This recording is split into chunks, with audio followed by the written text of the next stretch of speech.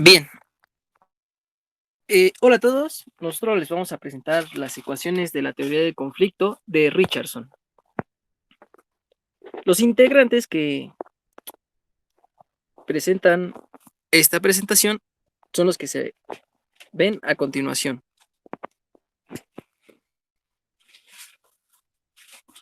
Hola, les hablaré un poco acerca de Louis Fry Richardson, quien fue el que descubrió este modelo. Nació el 11 de octubre de 1881, fue un matemático, físico, meteorólogo pasivista inglés, así como miembro de la Royal Society.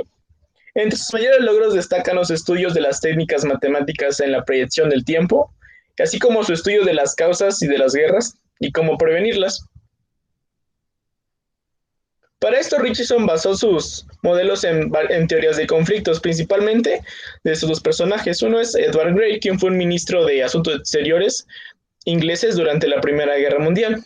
Para este personaje, el incremento del armamento, el cual debería producir una sensación de conciencia y fortaleza en la nación, no ocasionaba tales efectos. Es decir, que el incremento de armamento ocasionaba que los demás países sintieran miedo o temor por dicha potencia.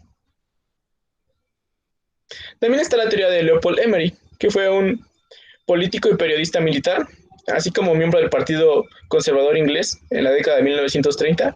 Para él dice que el armamento no es un síntoma de pugna entre ambiciones, entre naciones, sino que es la avaricia de los países por tener territorio y poder lo que hace que se generen estos conflictos bélicos. Para esto Richardson utilizó estas hipótesis y puso unas condiciones acerca de los posibles conflictos que se podrían dar entre naciones. Uno sería um, el temor a la inseguridad militar. Esto lo podemos ver como si podemos dividir a un país A y a un país B. Un ejemplo de esto es la Guerra Fría.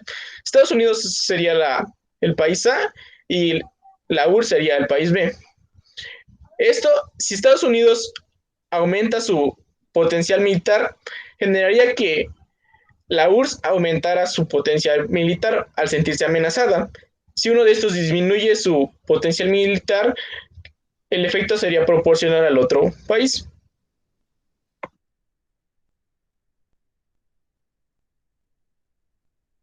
Bien, las siguientes hipótesis que tenía Richardson era, en segundo lugar, que la economía del país limita el gasto en armamento. Esto quiere decir, como se muestra en la imagen, que el presupuesto de la nación va a ir hacia diferentes aspectos de recursos humanos, gasto militar, etcétera.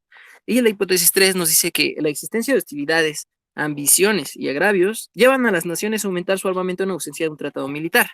Y esto lo pudimos ver o se puede ver, como se presenta en la figura, a Estados Unidos en la Guerra Fría en el Medio Oriente y hasta la actualidad, ¿no? O sea, no solo en la Guerra Fría, sino en la actualidad también, las ambiciones que ha tenido Estados Unidos por los recursos del Medio Oriente o de las naciones que se encuentran aquí, pues ocasiona que aumente su armamento. Un claro ejemplo es por el petróleo.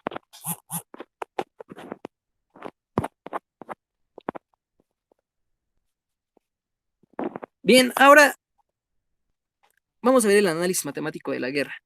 Para Richardson, las guerras fueron fenómenos de acción y reacción. Tras haber acumulado datos de las batallas de Napoleón Bonaparte hasta la Primera Guerra Mundial, ordenó por una escala logarítmica conforme a la cantidad de víctimas y bajas por cada suceso, construyendo un modelo matemático que más adelante se va a presentar.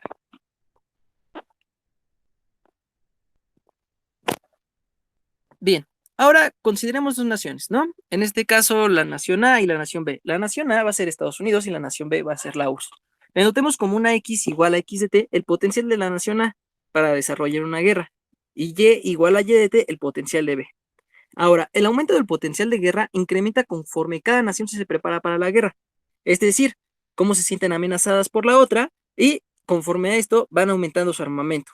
Todo esto se va a ver planteado en las siguientes ecuaciones.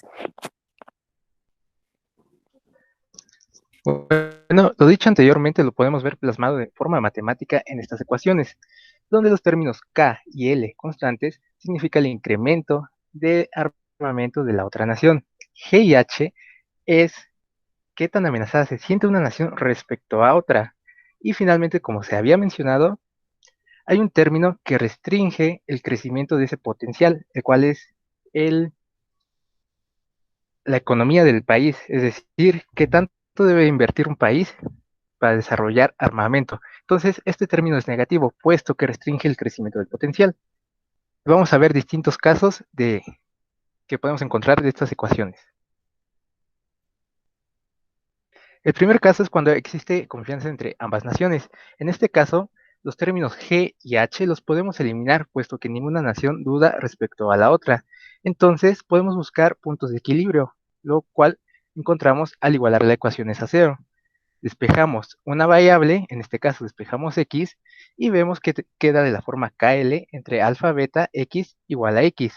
La parte de los términos que son constantes KL entre alfa, beta, si son distintos de 1, podemos apreciar que una solución es x igual a 0 y por lo tanto y también debe de ser igual a 0. ¿Qué significa esto? Significa que si ambas naciones confían entre sí, un punto de equilibrio, o sea, un tiempo en el que va a haber paz entre ambas naciones, es cuando ambas naciones se encuentran sin armamento. Y esto lo podemos ver en el caso de la frontera entre Estados Unidos y Canadá, ya que se encuentra militarizada desde el año de 1817.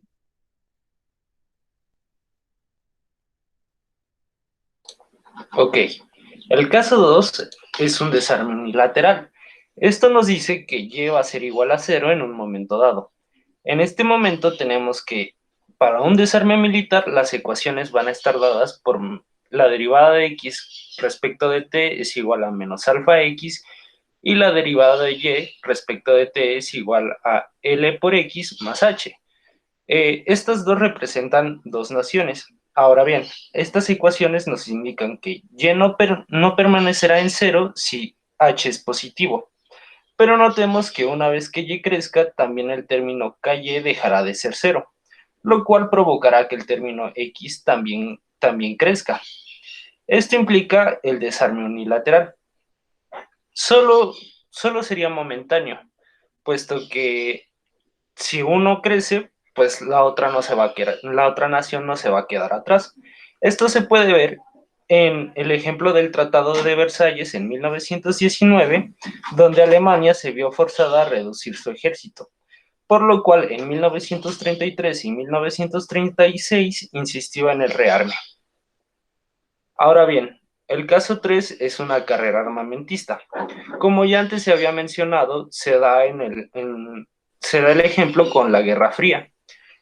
Las ecuaciones que describen a la carrera armamentista son la derivada de x respecto de t es igual a k por y la derivada de y respecto de t es igual a L por x. Esto nos quiere decir que tanto y como x tienden a infinito, en donde si son positivos los términos significaría guerra, pero la perspectiva lineal puede llegar a fracasar en x y y.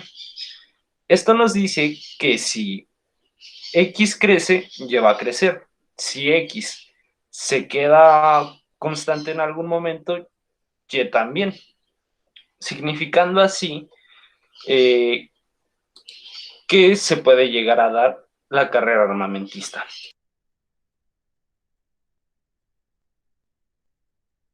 Ahora bien, los niveles mínimos de armamento. Estas ecuaciones nos dicen que una nación trata de mantener al menos una relación constante entre sus armas y las de su oponente, debido a que es necesario cierto poder militar para poder atacar o defender de otra nación.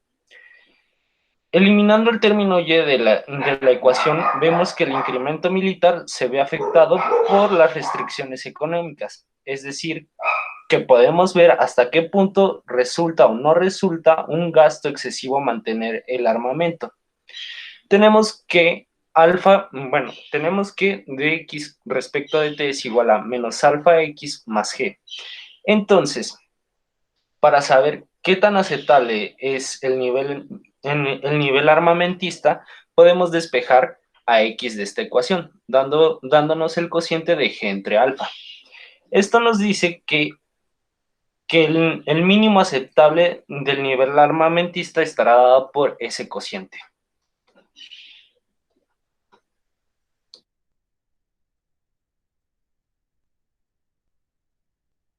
Bien, y ya en conclusiones, pues tenemos que la guerra se puede ver desde distintos ámbitos, tanto económicos, políticos, etcétera. En especial se nos hizo interesante la forma en la que se puede expresar mediante términos matemáticos, así como diferentes casos en los que se puede dar una guerra entre países y cuando encontramos que Richardson logró entablar sus ecuaciones para las causas y posibles escenarios a los que puede llegar el conflicto, en cada caso tratamos de describir el fenómeno lo mejor posible y con brevedad. Cabe destacar que el modelo obedece a los datos obtenidos hasta un poco después de la Guerra Fría, y por ende solo se centra en casos generales, entre comillas, no agregando tanta complejidad, pues solo toma en cuenta que elementos, pues solo toma en cuenta qué elementos se necesitan para crear un conflicto, que es lo que pretendía explicar Richards con sus ecuaciones. Consideramos que tuvo éxito con su modelo.